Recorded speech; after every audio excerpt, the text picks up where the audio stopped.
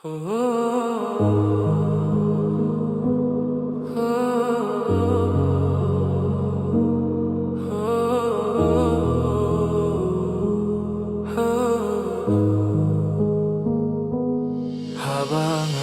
maroy Hakajing iyak snow Kajing yaw paid ba Henry Min sim jing iyak snow Kajing et por kaslem Kum kajing et Ngas ngap jar Henry kajing mut Kaya pedba Kajing yaro jong kap yarte kajano Kiktin pedba kikilajing yam shuno Na pait sa beneng Hindi jing yap kajing yap Snong kami sim kajing yap pedba Kajing yap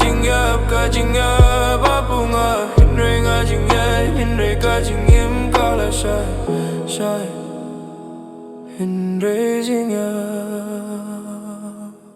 Habangaton maroy Ngas nung abya kajing yam jong ma Kasur jong kami sim kaham jing yam Banyana kasur biu Habangaton maroy Ngajing yet hindi ngasano Kajing jet kalaja Hindi kajing kun mo kasabat nga Kajing ya kren jongi kajing ya pa kajing ya ro Kijing yam jing ya snong kila jing ya tunga Sim jing ing hindray kam don jing ing sa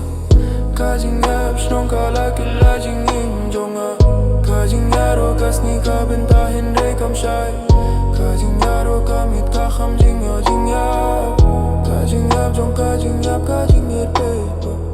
Nasangap ja hindray kamin sim kajing yam paper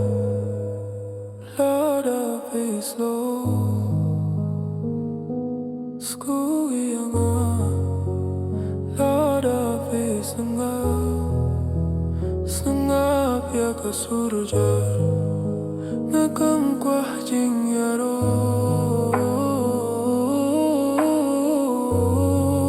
Tang kajing skyo tu bangadang Nadon marway Habangaton marway Kajing yet ha kajing yap snow Kajing yim kala slim hindray kajing yap kasonga Habangaton marway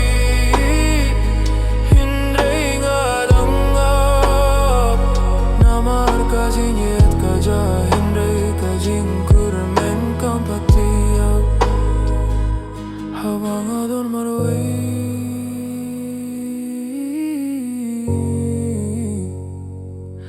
Adang